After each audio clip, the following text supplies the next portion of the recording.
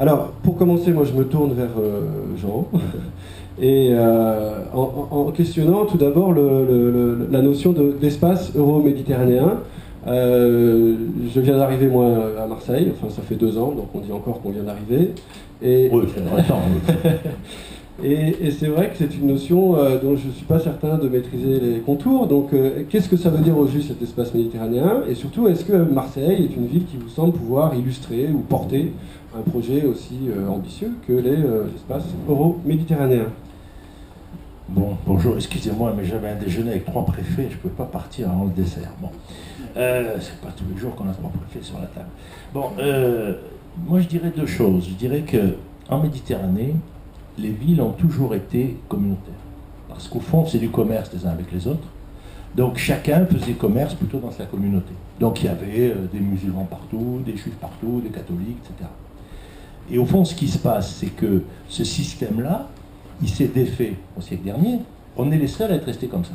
Au fond, c'est nous qui sommes les authentiques, si on peut dire les choses comme ça. Parce qu'ailleurs, la montée du nationalisme, que ce soit en Algérie, que ce soit en Égypte, etc., ont fait qu'en gros, les communautés sont parties. Il y a plein de communautés qui sont parties. Le mouvement, c'est plutôt ça. Et du coup, nous, on est à la fois, pour moi, une ville méditerranéenne un peu archaïque, au sens où on a nos communautés, etc. Et en même temps, en Europe, on a une ville d'avant-garde. Et c'est pour ça qu'on a eu le thé Marseille de capitale. Parce que les autres villes d'Europe, elles se disent, mais comment c'est possible? À Marseille, on dit toujours violence, machin, n'empêche que c'est une ville où il y a énormément de gens de différentes communautés, des musulmans, des arméniens, etc. Et en gros, ça marche. Voilà. Donc ça, c'est, mon avis, moi je vois les choses comme ça, plus qu'au niveau des langues, plus au niveau de ce système. Mais après, si on veut être complètement... Donc au fond, Marseille, c'est une ville horizontale, plus que verticale. D'ailleurs, on ne dit jamais fier d'être Marseillais. On ne dit jamais fier de Marseille, on dit fier d'être Marseillais. C'est-à-dire, en fait, on est fier... Moi, je dis, on est comme la gare du Nord si les gens s'installaient pour y dormir. C'est-à-dire un ensemble où on passe, où il y a des groupes et tout. Et alors après, est-ce qu'on vit ensemble? C'est compliqué parce qu'il y a des lieux totémiques. Nampenti, c'est aux Italiens. Beaumont, c'est aux Arméniens. Il n'y a malheureusement pas grande mosquée encore. Mais ces lieux totémiques ne sont pas les lieux où il habite l'essentiel de la communauté. Il n'y a pas de ghetto vraiment à Marseille. C'est-à-dire qu'à Nampenti, il n'y a sans doute pas une majorité d'Italiens, à Beaumont non plus. C'est-à-dire les communautés ont des totems symboliques, communautaires, mais en fait, ils sont diffusés plus largement dans la vie. Voilà, moi c'est un peu ça que je dirais comme ça, juste en introduction. Mais ce qui est vrai, le grand problème aujourd'hui, si vous voulez, c'est comment avec ça on fait une ville. Et ça, c'est-à-dire comment à un moment on a un projet, comment on accepte de se battre contre la pauvreté, comment tout ça, comment on passe de cet état à un projet. Et ça, c'est difficile, et je finirai là-dessus en disant, et l'avenir de Marseille, c'est pas d'être une ville méditerranéenne, c'est une métropole du monde. C'est-à-dire qu'il ne faut pas se tromper.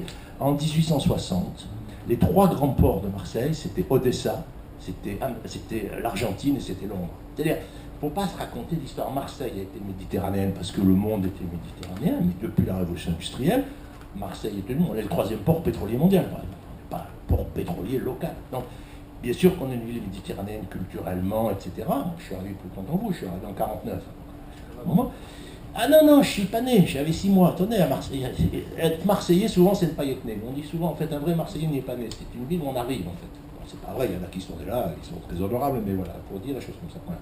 Moi, je dirais ça comme ça, mais je dirais, ne nous enfermons pas dans la Méditerranée.